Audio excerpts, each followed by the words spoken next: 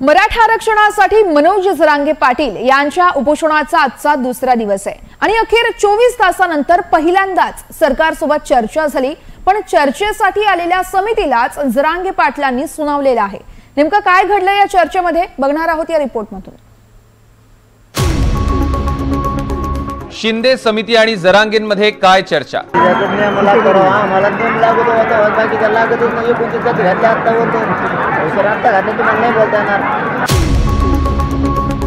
जरांगे ठाम, शिंदे समितीला घाम।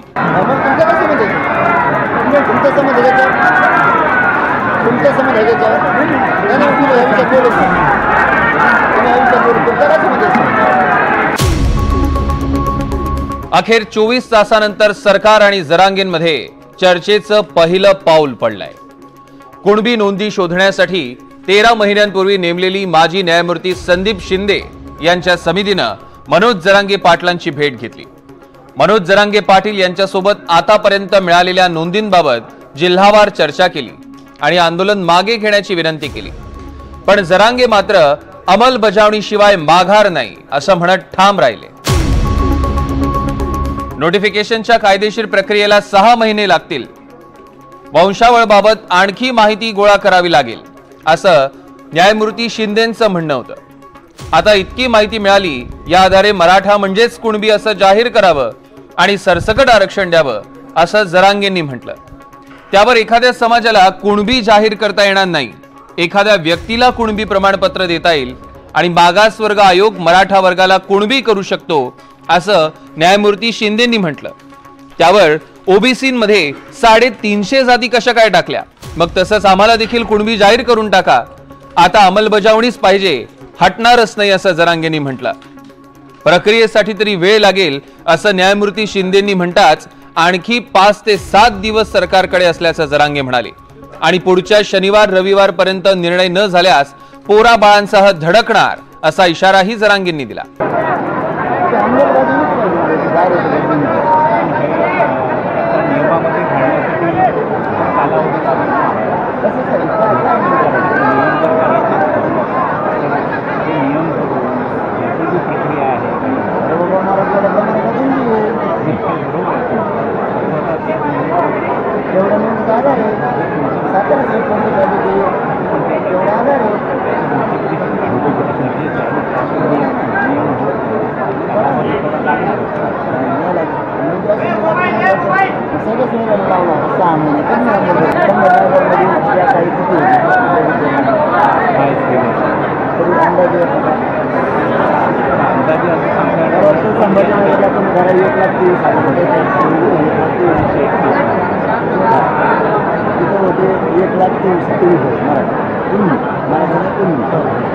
सगळे मराठी 1,23,000 समजा बीडमध्ये या काळी ते कुणबी गेले कुठे? आता 1,23,000 5 पोरं 5 लाख तर मराठी बीडमध्ये असते, गेले कुठे हे म्हणून। शिंदे समितीसोबत झालेल्या चर्चेतला सर्वात महत्त्वाचा मुद्दा म्हणजे हैदराबाद आणि सातारा गॅजेट लागू करण्याचा।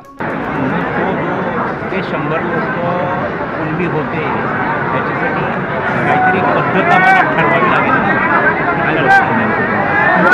या काळाचा आधारच सुद्धा असा आहे, हेच मराठी ते कुणबी, दुसरं कुणी नाही, ते गॅजेटच आमचं आहे,